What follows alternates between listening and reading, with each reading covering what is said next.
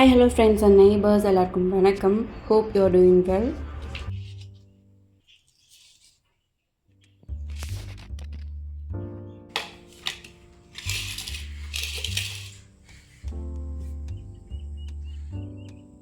இது ஒரு ரேண்டமான vlog. என்னோட டே ஆக்சுவலாக இன்றைக்கி 8:30 தான் ஸ்டார்ட் ஆச்சு. ஸோ மார்னிங் கொஞ்சம் லேட்டாக எழுந்தேன் அப்படின்னா என்னோடய டே எப்படி மூவ் ஆன் ஆகும் அப்படின்னு பார்க்கலாம்.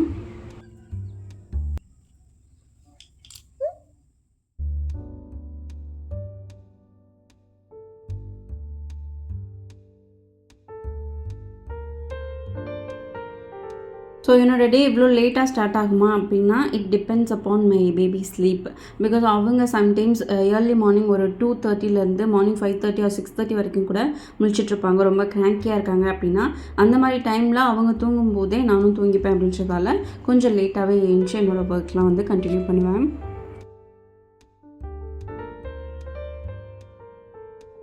எனக்கு ரொம்பவே லேட் ஆகிடுச்சு அப்படின்றதால பிரேக்ஃபாஸ்ட் ஸ்கிப் பண்ணிவிட்டு டேரெக்டாக லஞ்ச் ப்ரிப்பேர் பண்ண ஸ்டார்ட் பண்ணிட்டேன்.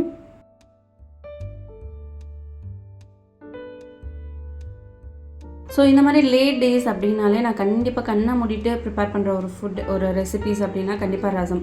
ரைஸ் வச்சுட்டு ரசம் வச்சுருவேன். ரசம் வந்து நான் யூஸ்வலாகவே ப்ரிப்பேர் பண்ணுறது தான் பேபிக்காக. ஸோ அன்றைக்குமே ரசம் எங்களுக்கு எல்லாருக்குமே ப்ரிப்பேர் பண்ணிவிட்டு கூடவே கொஞ்சம் இந்த சைடிஸ் பொரியல் ஏதாவது எக்ஸ்ட்ரா ப்ரிப்பேர் பண்ணிக்கலாமேன்னு சொல்லிவிட்டு அந்த மாதிரி தான் போயிருந்தேன்.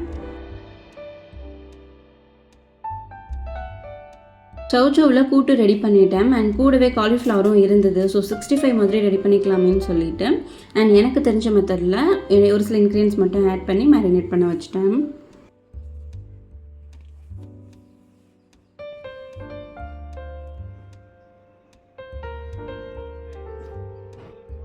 மேரினேஷன் பண்ண வச்சுட்டு ஒரு 15 மினிட்ஸ் அது அப்படியே இருக்கட்டும்.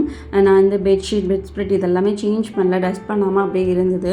அன்றைக்கி எல்லாமே வாஷ் பண்ண வேண்டியது இருந்தது. ஸோ ஃபஸ்ட்டு பெட்ஷீட் பெட்ஸ்ப்ரெட் எல்லாமே எடுத்து ஊற வச்சுட்டு அண்ட் சாப்பிட்றதுக்கு ஒரு 15 மினிட்ஸ் முன்னாடி குக் பண்ணால் கரெக்டாக இருக்குமேன்னு சொல்லிவிட்டு அதுக்கப்புறம் தான் 65 ரெடி பண்ண ஆரம்பித்தேன்.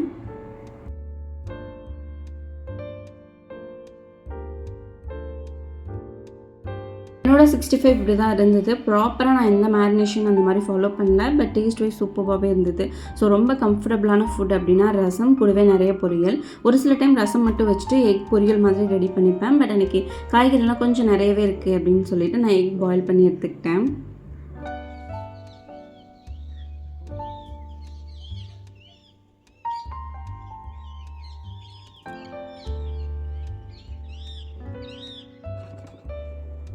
நெக்ஸ்ட் லன்ச் சாப்பிட்டு முடிச்சுட்டு தான் ஆக்சுவல் க்ளீனிங் ரொட்டீனே ஸ்டார்ட் பண்ணேன். வெசல்லாம் வாஷ் பண்ணி எடுத்து வச்சுட்டு கிச்சன் கவுண்டர் டாப்பும் கம்ப்ளீட்டாக க்ளீன் பண்ணி விட்டுட்டேன்.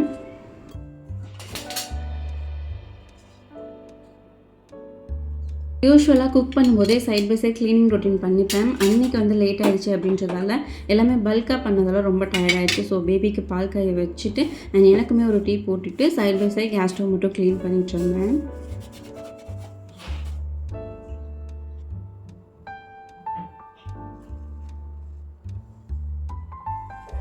நார்மல் டேஸ் விட இந்த மாதிரி ஒர்க் ஹெக்டிக்காக இருக்க டைமில் டீ கொஞ்சம் ஃப்ளேவராக இஞ்சி அது மாதிரி போட்டு கொஞ்சம் ஸ்ட்ராங்காக எடுத்துக்கிட்டோம் அப்படின்னா கொஞ்சம் பிரிஸ்காக இருக்க மாதிரி இருக்கும். ஸோ நான் நிறைய இஞ்சி ஆட் பண்ணி இஞ்சி டீ தான் இன்றைக்கி எடுத்துக்கிட்டேன்.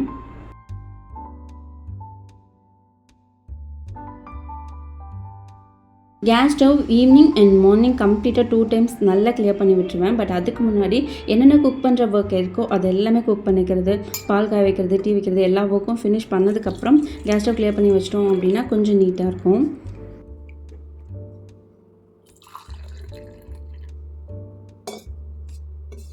ஸோ டீ வைக்கும்போது ஒரு அடுப்பு மட்டும்தான் க்ளீன் பண்ணி வச்சுருந்தேன். டீ குடிச்சிட்டு வந்து அதுக்கப்புறம் இன்னொரு அடுப்பு அது கொஞ்சம் சூடாக இருக்கும் இல்லையா, ஸோ அதுக்கப்புறம் வந்து க்ளீன் பண்ணிக்கலாமேன்னு சொல்லிட்டு அதுக்கப்புறம் இன்னொரு அடுப்பையும் ஃபுல்லாக க்ளீன் பண்ணி வச்சுட்டேன்.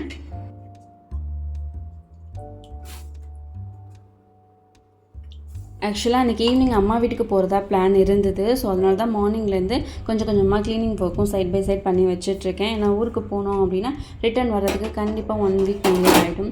ஸோ வரும்போதும் கொஞ்சம் வீடு நீட்டாக இருக்கணுமே அப்படின்னா இந்த மாதிரி சின்ன சின்ன ஒர்க்லாம் கொஞ்சம் பண்ணி வச்சுட்டு போனோம் அப்படின்னா தான் கொஞ்சம் வரும்போது ரிலாக்ஸ்டாக இருக்கும். இந்த க்ரீன் கலர் டாப் தான் நான் வியர் பண்ணலான்னு எடுத்திருந்தேன். இது மோஸ்ட்டாக அயர்ன் பண்ணி மட்டும்தான் யூஸ் பண்ண முடியும். ஸோ நிறையவே டைம் இருக்குன்றதால ஃபஸ்ட்டு இதை எடுத்து அயர்ன் பண்ணி வச்சிட்ருந்தேன். So most of the time இந்த மாதிரி காட்டன் குர்தாஸ் டாப்ஸ் இதெல்லாம் வியர் பண்ணாததுக்கு ரீசன் அடிக்கடி அதை வந்து அயன் பண்ணி மட்டும்தான் யூஸ் பண்ணுற மாதிரி இருக்கும். ஒன்ஸ் நம்ம எடுத்து வைக்கும் போதே அதை அயன் பண்ணி வச்சிட்டோம் அப்படின்னா நீட்டாக ஃபாலோ பண்ணிக்க முடியும். பட் நமக்கு இருக்க ஹெக்டிக் ஒர்க்கில் அதெல்லாம் ஃபாலோ பண்ண முடியாது அப்படின்றதால எப்போ வந்து யூஸ் பண்ணுறனோ இல்லை எப்போ டைம் இருக்கோ அந்த மாதிரி டைமில் இதெல்லாம் அயன் பண்ணி யூஸ் பண்ணிக்கிறது. கிச்சன் க்ளீன் பண்ணிவிட்டு ட்ரெஸ்ஸஸும் அயன் பண்ணி எடுத்து வச்சு பேக்கிங் ஒர்க்கும் கம்ப்ளீட்டாக ஃபினிஷ் பண்ணிட்டேன். நெக்ஸ்ட்டு பெட்ஷீட், பெட் ஸ்ப்ரெட் இதெல்லாமே வாஷ் பண்ணணும். வாய்க்காலில் நிறையவே தண்ணி வந்துட்டு இருந்தது. ஸோ இங்கேயே வாஷ் பண்ணிடலாமேன்னு சொல்லிட்டு எல்லாமே வாஷ் பண்ணி காய வச்சுட்டேன். ஸோ ஈவினிங் நாங்கள் ஊருக்கு கிளம்புறதுக்குள்ளே எல்லாமே காஞ்சிடுச்சு அப்படின்னா அதையும் எடுத்து மடித்து வச்சுட்டு கிளம்பிடுவேன். நெக்ஸ்ட்டு இந்த வெசல்லாம் எடுத்து அந்தந்த பிளேஸில் அரேஞ்ச் பண்ணி வைக்கிறது தான் பெரிய டாஸ்க்கே. ஸோ அதையுமே வந்து கம்ப்ளீட்டாக ஃபினிஷ் பண்ணிட்டேன். 3:30க்கு அப்புறம் கொஞ்சம் ஒர்க் எல்லாமே கம்ப்ளீட் ஆகிடுச்சு. அதுக்கப்புறம் எந்த ஒர்க்குமே இல்லை. பட் 5:30 வரைக்கும் டைம் இருக்குது. அதுக்கப்புறம் தான் ஊருக்கு கிளம்புவோம். ஸோ அயன் பாக்ஸ் அப்போ தான் ஓப்பன் பண்ணி என்னோடய ட்ரெஸ் மட்டும் அயன் பண்ணேன்.